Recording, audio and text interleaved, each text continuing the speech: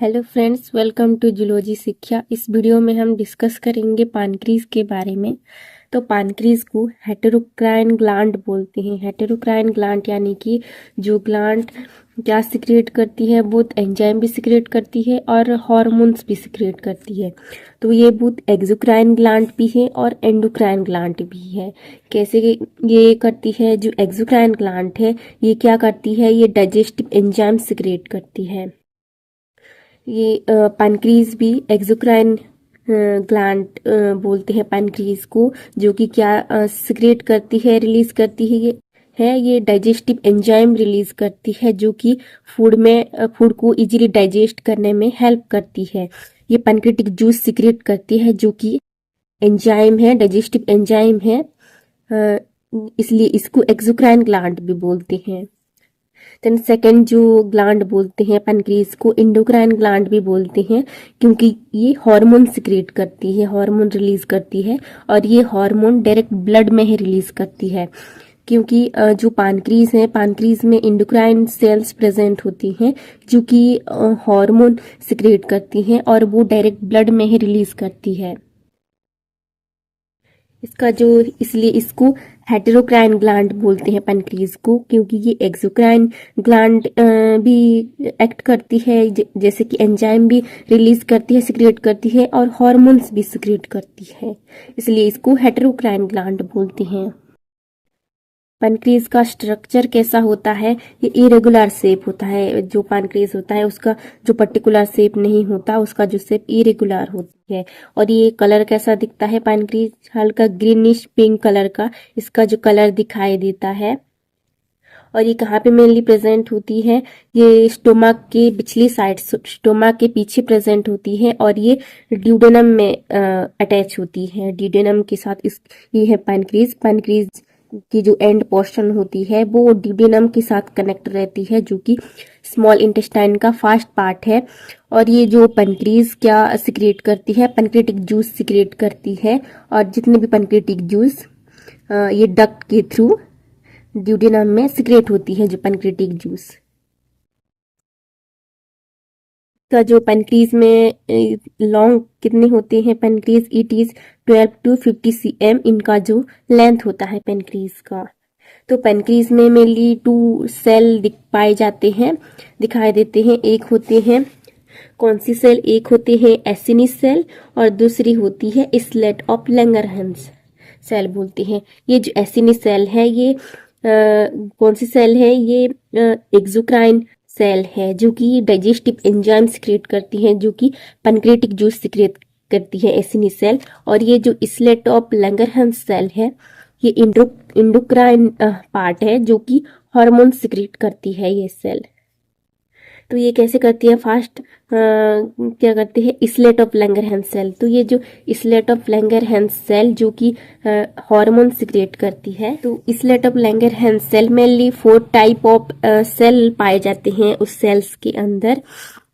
तो ये यहाँ पे जो डायग्राम है ये स्लेट ऑफ लैंगरहैंस सेल है जो कि एंडोक्राइन पार्ट है, जो कि हार्मोन सिक्रेट करती है, हार्मोन रिलीज करती है और ये पैनक्रीज के अंदर ही पाए जाते हैं। तो मेनली यहाँ पे 4 टाइप ऑफ सेल प्रेजेंट होती है इस सेल के अंदर। एक होती है अल्फा सेल्स, दूसरी होती है बीटा सेल, थर्ड होती है डेल्टा सेल और 4 नंबर है पैनक्रेटिक पॉलीपेप्टाइड सेल्स। तो ये mainly 4 type of cell islet of Langerhans cells के अंदर पाए जाते हैं, जो कि इंडोक्राइन का पार्ट है, जो कि हार्मोन्स रिलीज करती है पैनक्रीज में।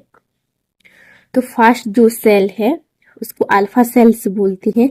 तो ये अल्फा सेल्स क्या रिलीज करती है? ये ग्लूकागॉन रिलीज करती है। ग्लूकागॉन क्या है? ग्लूकागॉन एक हार्मोन है जो कि अल्फा सेल से ही सिक्रेट होती है।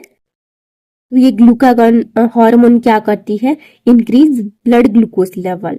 ये क्या करती है? ब्लड ग्लूकोज लेवल को इंक्रीज कर देती है। जब हमारी बॉडी में ब्लड जो ग्लूकोज लेवल अगर कम हो गया है, तभी अल्फा सेल से ग्लूकागॉन सिक्रेट होती है।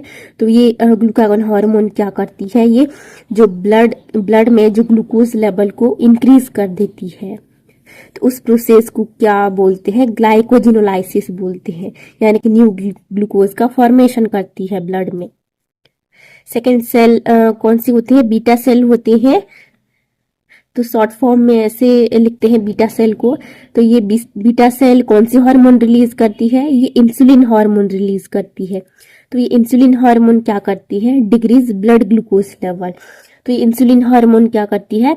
ब्लड ग्लूकोज लेवल को लो कर देती है। अगर ब्लड में ग्लूकोज लेवल इंक्रीज हो गया है बहुत, तो ये वहां पे beta cell insulin hormone secrete करती है। और ये हार्मोन क्या करती है? जो ब्लड में ग्लूकोज लेवल इंक्रीज हो गया था उसको ये डिक्रीज कर देती है, कम कर देती है, ताकि हमारी बॉडी में कोई भी हार्म ना हो सके। तो इस प्रोसेस को क्या बोलते हैं? ग्लाइकोजेनेसिस बोलते हैं।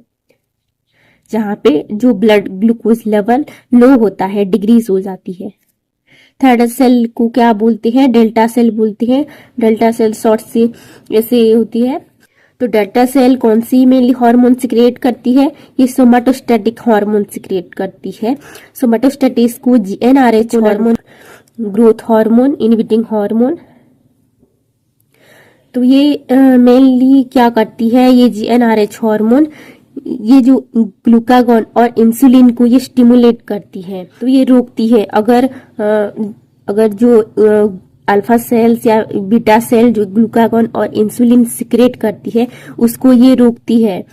अगर ज्यादा अमाउंट में सिक्रेट कर रही है तो डेल्टा सेल से सोमाटोस्टैटिक हार्मोन रिलीज होती है। और ये हार्मोन क्या करती है?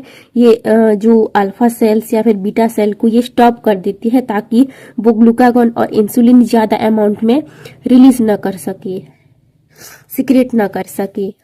तो ये मेनली काम करती है।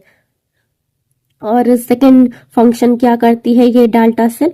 तो ग्रोथ हार्मोन भी इसको बोलते हैं, जो सोमाटोस्टैटिस को ग्रोथ हार्मोन भी बोलते हैं। तो ये हमारी बॉडी का जो ग्रोथ एंड डेवलपमेंट में भी ये थोड़ा हेल्प करती है। तो मेन जो ग्रोथ हार्मोन कहाँ पे होती है हमारी बॉडी में? पिट्यूटरी ग्लैंड में प्रेजेंट होती है, जो कि हमारे ब्रेन में प्रेजेंट होता है। और वो हार्मोन हमारे ग्रोथ एंड डेवलपमेंट में भी हेल्प करती है, जो जिसको सोमाटोस्टैटिक हार्मोन भी बोलते हैं। और कुछ amount of somatostatic hormone delta cell में प्रेजेंट होता है, जो कि ग्रोथ एंड डेवलपमेंट में भी हेल्प करती है थोड़े अमाउंट में। जो लास्ट सेल कौन सी है? Pancreatic polypeptide cell. Pancreatic polypeptide cell short में कैसे होते हैं? पीपी सेल भी बोलते हैं इसको शॉर्ट फॉर्म में। तो ये हार्मोन मेनली क्या करती है? पैनक्रेटिक पॉलीपेप्टाइड सेल ये क्या करती है mainly? Help increase glucagon secretion. तो ये पैनक्रेटिक पॉलीपेप्टाइड सेल ये जो अल्फा सेल को एक्टिवेट कर देती है, अल्फा सेल को एक्टिवेट करती है, स्टिमुलेट करती है, ताकि वो जो ग्लूकागॉन ज्यादा अमाउंट में रिलीज कर सके। जो सिक्रेशन को जो सिक्रिएट करती है अल्फा सेल ग्लूकागॉन, उसको इंक्रीज कर सके। तो ये स्टिमुलेट करती है अल्फा सेल ग्लूकागॉन की सिक्रेशन को, ताकि ज्यादा अमाउंट में ब्लड में सिक्रेट हो सके ग्लूकागॉन हार्मोन। तो ये है इसलेट ऑफ लैंगरहैंस सेल, जो कि हार्मोन है, इंडोक्राइन पार्ट है, जो कि जितने भी जो हार्मोन होते हैं वो ब्लड में ही रिलीज होती है और टारगेट ऑर्गन तक ये पहुंचते हैं, काम करते हैं टारगेट ऑर्गन जाके। और सेकंड जो सेल्स होती हैं उसको एसिनी सेल बोलते हैं। एसिनी सेल एक्सोक्राइन पार्ट है, जो कि डाइजेस्टिव एंजाइम सिक्रिएट करती है, यानी कि जो पैनक्रेटिक जूस सिक्रिएट करती है, जो कि मेनली फूड की डाइजेशन में मेनली हेल्प करती है। तो ये एसिनी सेल क्या सिक्रिएट करती है? पैनक्रेटिक जूस सिक्रिएट करती है, जो कि क्या है? एक एंजाइम्स है, जो कि मेनली फूड की डाइजेशन में मेनली हेल्प करती है। तो ये जो पैनक्रेटिक जूस, इसका जो पीएच कितना होता है? ये 8.0 to 8.3 इसका जो पीएच होता है। तो इसमें जो वाटर कंटेंट बहुत ज्यादा अमाउंट में प्रेजेंट होती है पैनक्रेटिक जूस में। कितना होता है? 98% वाटर प्रेजेंट होती है। अगर हम पैनक्रेटिक जूस सिक्रेशन की बात करें तो 1 डे में कितनी ml सिक्रेट होती है? डेली 12,000 ml डेली सिक्रेट होती है पैनक्रेटिक जूस पैनक्रीज से 1 डे में सिक्रेट होती है। तो ये कैसे जो ड्यूडेनम में एंटर करती है पैनक्रेटिक जूस? तो ये पैनक्रीज का डायग्राम है। तो ये पैनक्रीज के अंदर जो एक्स्ट्रा जो सेल्स हैं, जो कि ब्राउन कलर का कलर दिया है, तो इस सेल्स को क्या बोलते हैं, इसको इसलेट ऑफ लंगरहैंस सेल बोलते हैं, जो कि हार्मोन सिक्रिएट करती है, हार्मोन रिलीज करती है, और ये हार्मोन डायरेक्ट ब्लड में ही रिलीज होती है और टारगेट ऑर्गन तक ये पहुंचती है। और जो एसिनी सेल्स होती हैं जो कि क्या रिलीज करती है, डाइजेस्टिव एंजाइम रिलीज करती है, जो कि पैनक्रियाटिक जूस सिक्रेट करती है। तो ये है छोटी छोटी जो ब्लू कलर का कलर है, इसको क्या बोलते हैं, एसिनी सेल बोलते हैं। तो ये एसिनी सेल एक छोटे छोटे डक्ट के थ्रू ये ज्वाइंट होते हैं, छोटे छोटे डक्ट से ये ज्वाइंट होती हैं। तो इस डक्ट को, छोटे डक्ट को क्या बोलते हैं, एक्सेसरी पैनक्रियाटिक डक्ट बोलते हैं। तो ये बहुत सारे एक्सेसरी पैनक्रियाटिक डक्ट एक ही डक्ट में अराइज होते हैं, एक ही डक्ट में ज्वाइंट होती है। तो इस बड़े डक्ट को क्या बोलते हैं, कॉमन पैनक्रियाटिक डक्ट बोलते हैं। तो ये कॉमन पैनक्रियाटिक डक्ट कैसे बनती है, ये जो छोटे छोटे एक्सेसरी डक्ट होते हैं, ये बहुत सारे एक्सेसरी डक्ट ज्वाइंट होके मर्ज होके एक बड़ा डक्ट बनाते हैं, जिसको कॉमन पैनक्रियाटिक डक्ट बोलते हैं।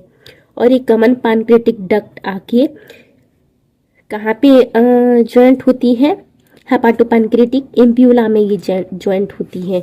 ये जो कॉमन पैनक्रियाटिक डक्ट और ऊपर से कौन सी डक्ट आती है, ये कॉमन बाइल डक्ट आती है। तो ये कॉमन बाइल डक्ट और कॉमन पैनक्रियाटिक डक्ट आके एक साथ ज्वाइंट होती हैं, इसको क्या बोलते हैं, हेपाटोपैनक्रियाटिक एम्प्यूला बोलते हैं।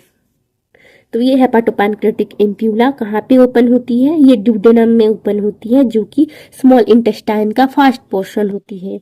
और जितने भी पैनक्रियाटिक, तो एसिनी सेल से जितना भी पैनक्रियाटिक जूस सिक्रिएट होगा वो एक्सेसरी डक्ट के थ्रू ये कॉमन पैनक्रियाटिक डक्ट में आएगा, और पैनक्रियाटिक डक्ट की हेल्प से वो ड्यूडेनम में सिक्रिएट होती है जितने भी पैनक्रियाटिक के जूस, और वो स्मॉल इंटेस्टाइन में मेनली फूड का डाइजेशन मेनली हेल्प करती है पैनक्रियाटिक जूस।